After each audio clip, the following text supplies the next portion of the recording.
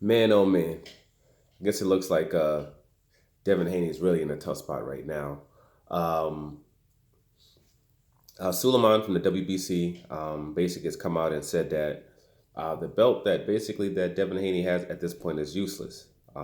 It's called Pride Championship, I guess they're calling it now, and that Cambosis is undisputed. And pretty much he kind of flowed through, I guess you could say, through the lineage of the championships. He said Lomachenko, he had won the belt. And after winning the belt, he requested to basically be, I guess you could say, now elevated or made into a franchise champion, which was granted.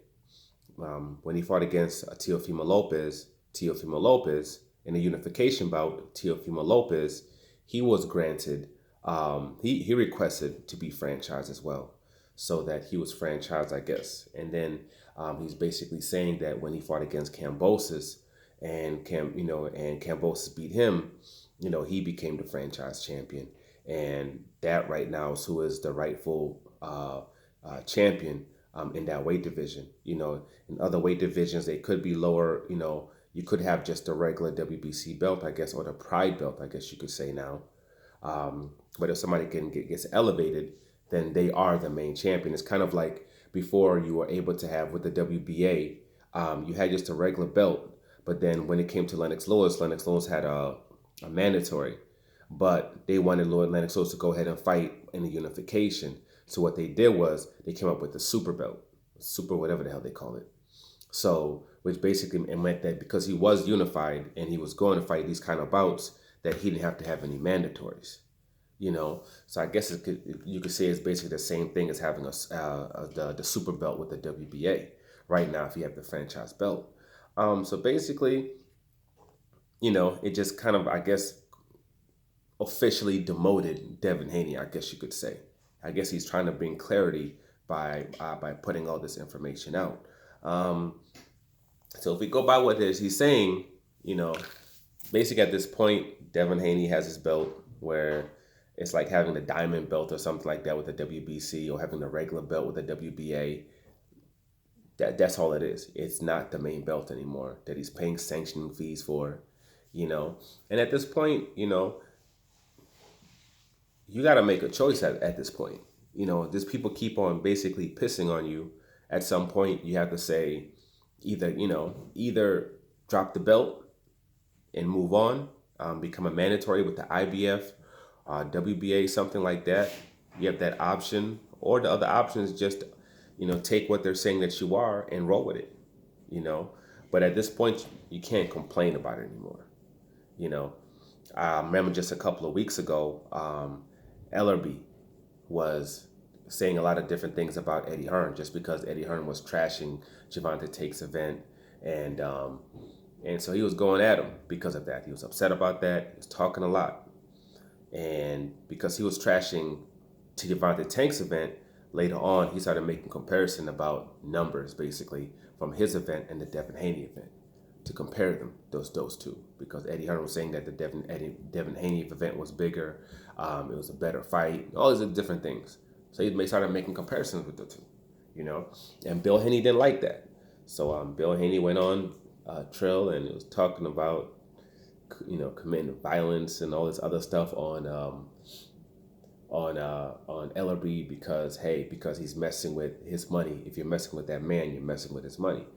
Well, the WBC is messing with your money, because they're saying by them saying that, hey, your belt doesn't mean anything, they're messing with your money. And on top of that, you're also paying sanctioning fees for it. But for whatever reason, when it comes to that, the energy's not the same for whatever reason. So they kind of have to ask why. And even before, I remember when Lomachenko had requested for the franchise, and they were going into the bout. Lomachenko was going into the bout with Teofimo Lopez, and Bill Haney was on champ side.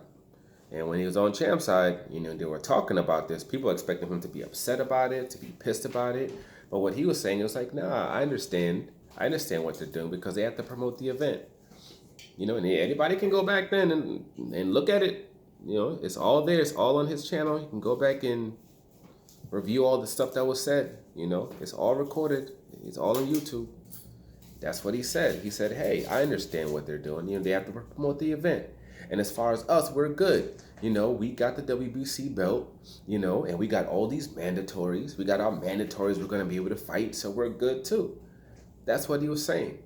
And then in Devin Haney's next event, when he fights, even though they just totally just effed him up, messed his whole thing up, he's sitting there, hey, after his bout, I also want to thank Suleiman and I want to thank the WBC.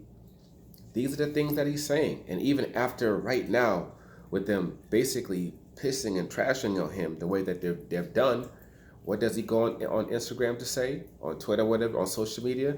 Hey, well, if that's the case and I have the lower belt, then make me the mandatory for the main belt. You know what I mean? So now you also can kind of basically then, understand, basically kind of saying that you understand that you have the lower belt now, and you're saying, hey, give me a shot at the main belt then. If I'm been degraded to this, demoted to this, well, give me a shot at the. You're still requesting and asking stuff for these people. Still, so two questions you have to ask is like, where's the same energy when it comes to these things? Why is it that when it comes to this, the energy is different? Why are you allowing these people to disrespect you and piss on you the way that they do? Why? And why are you with your promoter that can't help you navigate this situation better? Before, when Campbell fought against Lomachenko in that particular position, Eddie Hearn was and still is the promoter of Campbell, whether he's retired or not. That was his promoter. You could have been like, yo, you know what, Campbell? You're going to get a shot at the championship. But I'm going to give you this red light here, and you're going to move out the way. We're going to put Lomachenko to a spot where he either has to fight Devin Haney, where he has to either have to fight Devin Haney, or he's going to have to piss off the pot, go do whatever the hell he wants to do over there, and Devin Haney's going to fight for the belt. And then when Devin Haney fights for the belt and he gets the actual belt, then we're going to have him fight you. So you're going to get your shot regardless. You're going to get your shot regardless, but we're going to have Devin Haney, go grab that real quick. But instead of doing that, what he does is he paid Lomachenko his highest purse ever to come and fight Campbell on the zone and allowed this F-ray to happen. He couldn't see what was happening. And before that bout's happening, Bob Arum is sitting there talking about, yeah, you think Devin Haney's going to get the shot at that title. That's what you think. You know what I mean? And things ain't going to happen the way that you think they're going to happen. And he's sitting there laughing and smiling in your face, just laughing at you. Just laughing at you. And so the moves that he could have made, he didn't make. Like when you look at the WBA situation with Spence and Ugas, and how the WBA was like, now Ugas has to go fight over here. He has to go into this tournament in order to consolidate these belts. They figured out a way around it. His promoter was able to figure out a way in a space where it didn't seem like it could be done. He found a way to get that done where the guys who were supposed to fight, they gave them money. The number one guy got step aside money, and then he's fighting the other dude that's supposed to be in that in that little tournament. Going to pay them, probably going to be on the Spence undercard, and they're able to have the unification. And they're going to be able to have the undisputed if they're able to come up with a deal with Crawford. They're going to be able to do that. When it came to Charlo had the undisputed bout, and it was a draw. So now the WBA champion, the WBC, the WBO champion, he has to go do his mandatory. He figured a way out of that too with Castano. So now they can still have undisputed in a situation where they thought it was going to be difficult. He had an IBF mandatory over here, and you got the WBO mandatory over here. He was able to navigate that so they could still have the bout.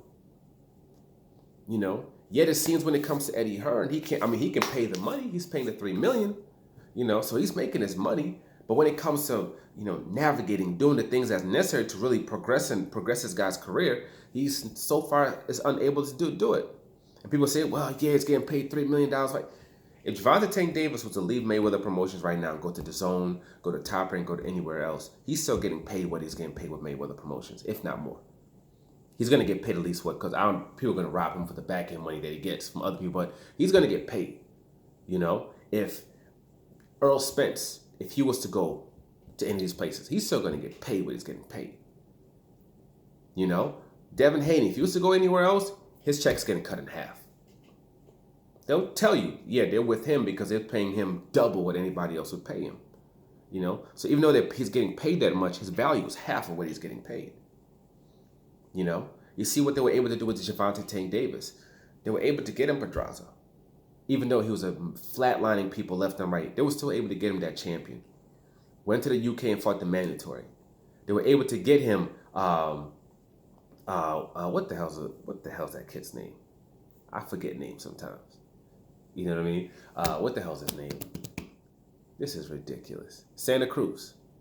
Santa Cruz that Russell couldn't get him. People called him Gamboa couldn't get him. No, not Gamboa. A couple people couldn't get him, you know, because he, quote, rigged you out. Because he supposedly was ducking him.